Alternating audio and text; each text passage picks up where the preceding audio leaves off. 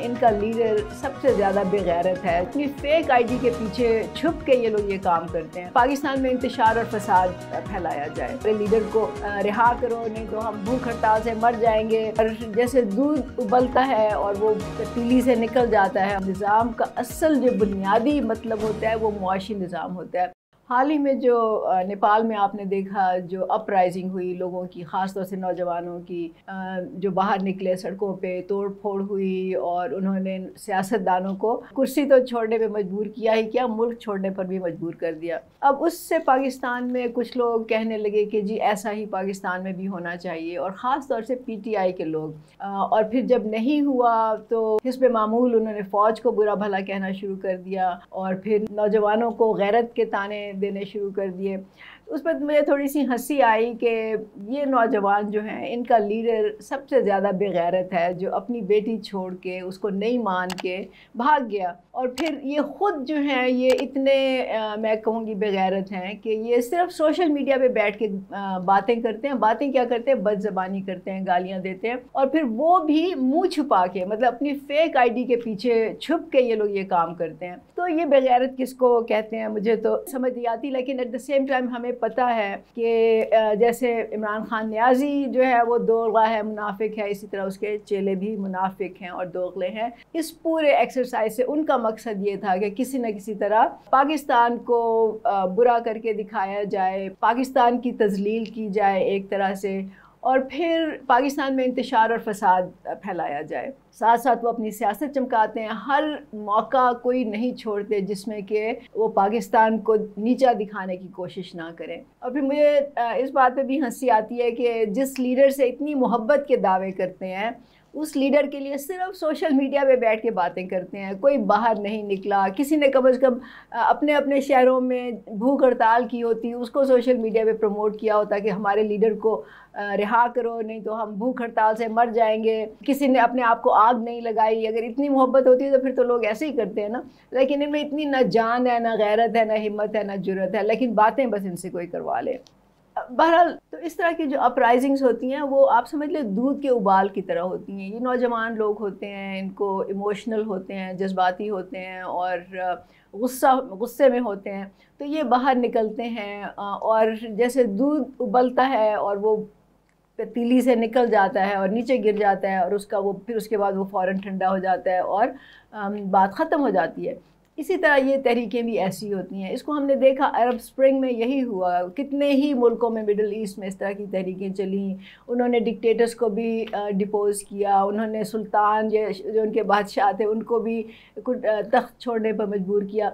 लेकिन क्या उन मुल्कों की हालत बेहतर हुई? नहीं हुई ना, क्योंकि वहाँ पे निज़ाम नहीं बदला। और निज़ाम से मैं हमेशा कहती हूँ, निज़ाम का असल जो बुनियादी मतलब होता है वो मुआशी निज़ाम होता है, क्योंकि मईशत के ऊपर आपका बाकी सारा ढांचा जो है वो उस्तवार होता है। जब तक मईशत का निज़ाम आप सही नहीं करेंगे, उसको बदलेंगे नहीं, उसको जिसमें कि दौलत की तकसीम होती है, जिसमें कि मौक़े और वसाइल पर दस्तरस होती है, जब तक कि वो इगैलिटेरियन सिस्टम नहीं होगा, जब तक कि उस पर सबकी बराबर की दस्तरस नहीं होगी, आप जितनी मर्ज़ी तहरीकें चला लें, जितने मर्ज़ी सड़कों में निकल आएँ, जलाओ घराव कर लें, कुछ उसका नतीजा नहीं निकलेगा। तो इस तरह के वाक़यात को ना तो आप तहरीक कह सकते हैं, ना ही इससे आपको इनकलाब की कोई उम्मीद रखनी चाहिए।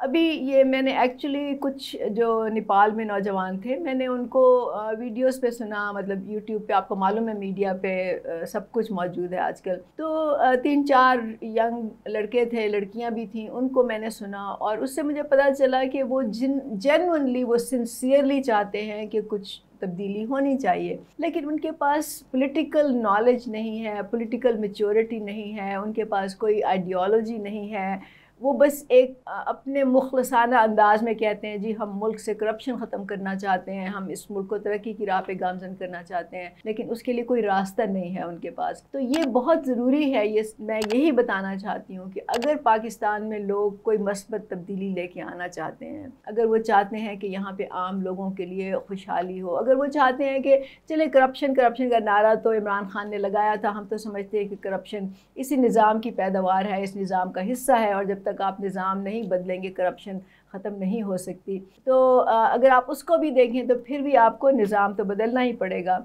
اور نظام کو بدلنے کے لیے سڑکوں پہ نکلنا کافی نہیں ہوتا، اس کے لیے آپ کو اپنے آپ کو علم سے، اپنے آپ کو سیاسی شعور سے لیس کرنا پڑتا ہے، آپ کو سیکھنا پڑتا ہے، سمجھنا پڑتا ہے، اور پھر آپ کو منظم ہونا پڑتا ہے، تنظیمیں بنانی پڑتی ہیں، ایک سیاسی قوت کے طور پہ سامنے آنا پڑتا ہے، اور پھر آپ کو ثابت قدمی سے اس راستے پہ چلنا پڑتا ہے، اور آپ کے ساتھ ایک لیڈرشپ ہونی چاہیے جو آپ کو گائیڈ کرے، جو آپ کو لیڈ کرے، جو سینٹرل کمانڈ ہوتی ہے۔ اس کے بغیر آپ کیسے کوئی تبدیلی لے کے آ سکتے ہیں؟ It is not possible. تو پی ٹی آئی کے لوگ جو ہیں ان کو تو نہ نظام کا پتہ ہے، نہ ان میں سیاسی شعور ہے، نہ وہ تاریخ کو سمجھتے ہیں، نہ ان کو پولیٹیکل سائنس کا کچھ نالج ہے۔ ان کا بس ایک ہی مقصد ہوتا ہے، جو بھی وہ بات کرتے ہیں یا فساد یا انتشار پھیلاتے ہیں، کہ اس سے ان کی سیاست کو فائدہ ہو، اور اس سے نیازی کا، عمران نیازی کا نام جو ہے وہ میڈیا میں بس رہے، کیونکہ وہ تو جیل میں بیٹھا ہوا ہے، ادروائز اس کی سیاست ختم ہو جائے گی۔ That is all they want. اب مثبت تبدیلی کے لیے جیسے میں نے کہا ایک تحریک چاہیے، منظم، متحد، عام لوگوں کی بڑی تحریک چاہیے، لیکن ساتھ ساتھ معاشرے کی سوچ میں تبدیلی لانا بہت ضروری ہوتا ہے، کیونکہ جب بھی آپ کوئی تبدیلی کی طرف جاتے ہیں تو پہلی جو چیز ہوتی ہے وہ آپ کے دماغ میں تبدیلی ہوتی ہے، آپ کی سوچ میں تبدیلی ہوتی ہے، آپ آگے کی سوچ رہے ہوتے ہیں، نہ صرف کہ آپ پیچھے کی طرف دیکھ رہے ہوں۔ اور پھر آپ کو نا ایک لائے عمل بنانا پڑتا ہے، ایک اسٹریٹجی بنانی پڑتی ہے، اس کے ذریعے، اس کے تھرو آپ پھر آگے بڑھتے ہیں۔ جو لوگ یہ سمجھتے ہیں کہ 21ویں صدی میں انقلاب ایسے ہی آئیں گے جیسے وہ 20ویں صدی میں آئے تھے، تو میرا خیال ہے کہ ان کی یہ بہت بڑی بھول ہے۔ اس کا مطلب ہے کہ ان کو پتہ ہی نہیں کہ زمانہ کس رفتار سے بدل رہا ہے اور کون سی نوعیت کی جو تبدیلی ہے وہ آ رہی ہے۔ اور مجھے خاص طور سے افسوس ہوتا ہے جب میں لیفٹ کے لوگوں کو اپنے اسی پرانے مولڈ ہے اسی میں پھنسا دیکھتی ہوں، ان کے وہی خیالات ہیں، وہی وہ سمجھتے ہیں کہ بس وہ کتابوں کی دنیا میں زندہ ہیں۔ وہ سمجھتے ہیں کہ جس طرح 20ویں صدی میں انقلاب آئے تھے اسی طرح اب بھی تبدیلی آئے گی، اسی طرح اب بھی انقلاب آئیں گے، لیکن میرا خیال ہے کہ یہ بہت ہی امپریکٹیکل تھنکنگ ہے۔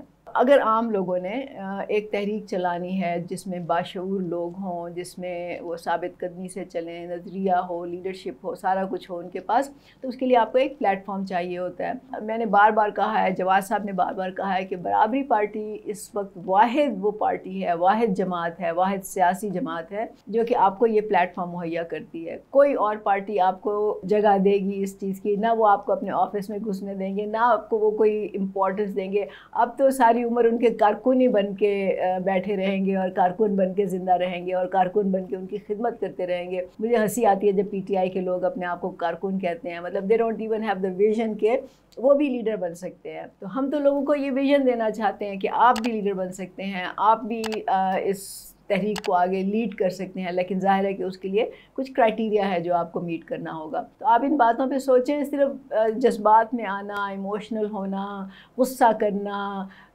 بس تھوڑی دیر کے لیے اپنا غبار، دل کا غبار نکال لینا، اس سے کوئی فائدہ نہیں، نہ پاکستان کا فائدہ ہے، نہ آپ کا فائدہ ہے، اور نہ آئندہ آنے والی نسلوں کا فائدہ ہے۔